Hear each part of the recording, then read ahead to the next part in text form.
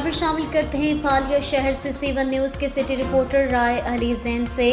پھالیا شہر میں عید میلاد النبی صلی اللہ علیہ وسلم کا سالانہ جلوس کمیٹی چوک سے برآمد ہو کر اپنے مقررہ راستوں سے ہوتا ہوا گھنیا روڈ غوثیہ مسجد پر اختتام پذیر ہوا۔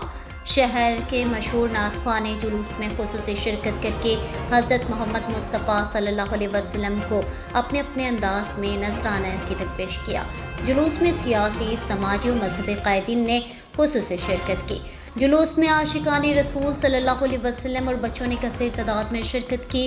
ملت جعفریہ کی طرف سے ہر سال کی طرح سید ذوالفقار علی شاہ نقوی، میاں ابرار حسین، سید حیدر شاہ نقوی، ماتمی سنگت العصر کی جانب سے جلوس کا استقبال پھولوں کی پتیاں نچھاور کر کے اور اپنے اہل سنت بھائیوں کو ہار پہنا کر کیا گیا۔